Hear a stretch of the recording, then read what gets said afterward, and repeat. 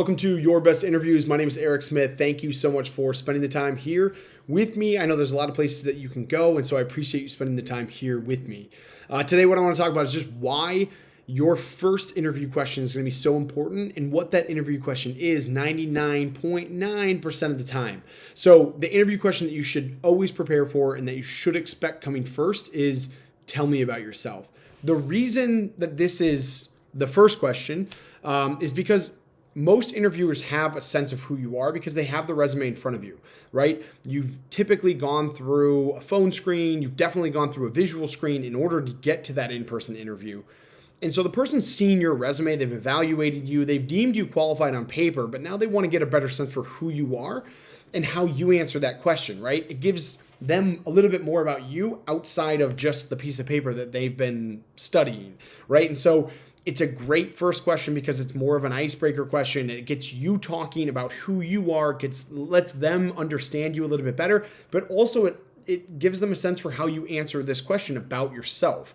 So that's why interviewers ask it first, because they just want to get a baseline for who you are. They want to see how you answer the question and get a better sense for who you are outside of this paper that they likely just studied for a couple of minutes before you came into the interview room. So most often, this is the first question. I know when I was interviewing, it was always my first question. And every time I sat in on an interview with a hiring manager, this was always the first question that I heard. So you should anticipate getting this question, and I would anticipate getting it first.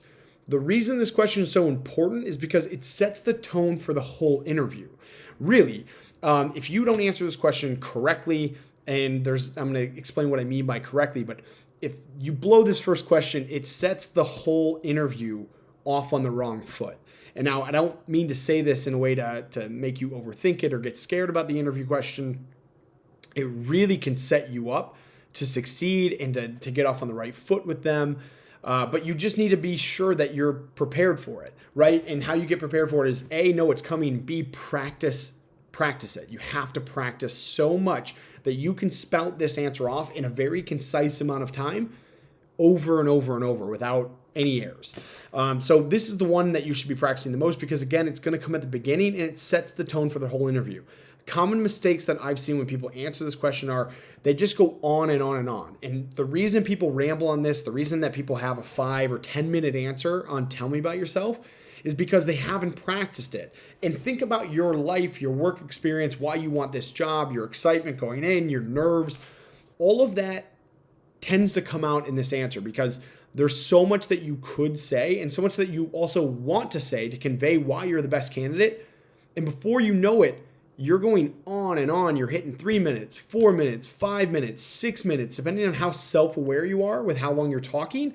You can go 10 minutes. I've seen people go 10 to 15 minutes on this question. I've seen people eat the whole first half of an interview answering this question because they just keep going. If that's you, you have to put yourself in check. This is why practice becomes so important because you can rattle it off over and over and get it so that it's a very concise answer where you're conveying all the most important things in a short amount of time. But you have to make sure that you're practicing this, right? So it can set you up on the wrong foot if you're just rambling on and on, if you don't have a point or a purpose to what you're conveying from an information standpoint. And so, again, going back, you have to practice. But really, this is something that could set you up on the right foot, too. It could paint you as the best candidate. So everyone always talks about your elevator pitch, right? An elevator pitch is just how do you sell yourself in a very short amount of time if somebody were to ask you. That's essentially what this question is. So you have the ability to sell them on why you're the best candidate for this role, but you just have to think through, right? So I always say, and there's a lot of different ways to answer this. This video is not specifically on how to answer. It's more just why this is so important and why you should prepare for it. I have other videos on how to best answer this question, but just high level, how you should be thinking about this is think about your past, right? So what about you led you to why you're in front of that person interviewing?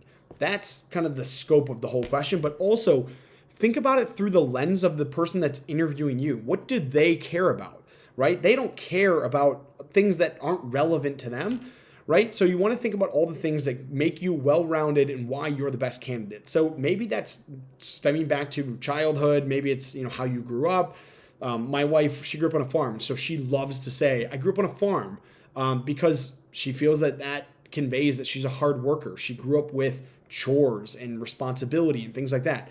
So it's relevant to her story, right? So kind of pick and choose the things that are most relevant to you. Maybe you were in sports, maybe you were a captain in athletics in high school, whatever. Or maybe you were in a lot of different clubs in high school and that just shows that you're a proactive person. Maybe you took AP classes, maybe you graduated early, or maybe in college or whatever you were doing after high school. Maybe those things are super relevant to kind of your path and how you got to sitting in front of the interviewer. Whatever that is for you, make sure that what you're conveying in your story is A, concise, but B, focused on things that are going to make you an ideal candidate for the person you're sitting across from. Again, thinking through their lens. Why should they hire you for their role? So you want to start, usually there's a couple different ways to approach it. You can start way early, go through education briefly, talk about some of the experiences that you had, tie those experiences back to the job description, some of those key requirements that they're looking for. Again, thinking through their lens.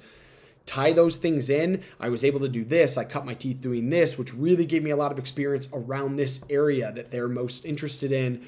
And then go into your professional career. If you're very early in your career, focus a lot on what you did when you were in school, different clubs, different jobs that you held when you were younger. If you're more experienced in your career, think about all the different career steps that you've taken and what you've taken from that and how that's grown your skill set in the area that they care about. And then lead it into, which led me to, really thinking about who the biggest players were in the space and where I wanted to see my career go. And, through my research and through looking at different opportunities, everything led back to this, to you and to this role. And that's why I'm so excited to be sitting in front of you. So you're kind of going from the beginning, middle to, again, highlighting why I'm sitting in front of you today is I really feel like I'm the best candidate, blah, blah, blah. You could also do why you're sitting in front of them today, then jump back to kind of how you were raised, and then into the meat of kind of why you're a qualified candidate. You're summarizing a bit of your resume. Keep in mind, if you're just listing things on your resume, they have your resume in front of you. They want to get a better sense for who you are. So touch on each piece in the resume, but also touch on what you learned and grew and why you made each jump to the next step, leading up to, again, why you're sitting in front of them today. Your answer on this should be concise. It should be 2 to 3 minutes, no more. If they have other questions, if they want to dive deeper, they will ask you follow-up questions. So be concise, be upbeat, smile. Your body language matters, and be positive. Don't never talk disparagingly about a previous company. I left because my manager was this and that. That, again, is a huge red flag. It sets the whole interview up wrong. So be positive in your answer.